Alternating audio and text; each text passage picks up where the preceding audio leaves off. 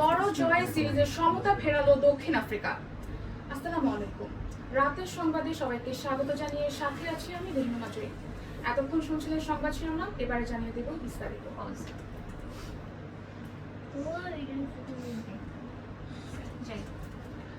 ইনকিলাব মঞ্চের মুখপাত্র এবং ঢাকা ৮ আসনের এমপি পদপ্রার্থী শরীফ ওসমান হাদীকে গুলি করেছে দুর্বৃত্তরা।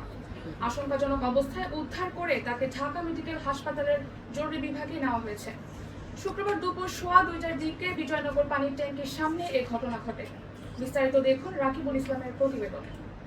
আপনি কি করে তাও প্র্যাকটিস করেন, পড়েন? তাহলে নিউজটা তো ভালো হবে। মানে আমার মনে হলো আমি নিউজই শুনলাম।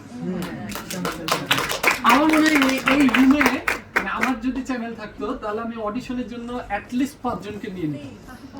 মানে আমার যদি চ্যানেল থাকতো, আমারও থাকলে ভাই মানে একদম মনে হচ্ছে না, মানে 4-5 জন, কিন্তু নট অনলি হার, মানে 4-5 জন।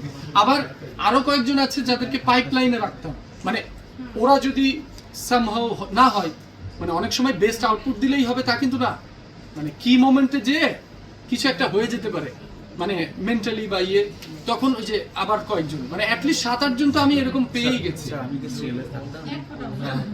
অনেকেই আছেন, মানে অনেকেই আছেন, টু বি অনেস্ট অনেকেই আছেন। ট্রু। নেক্সট ভাইয়া।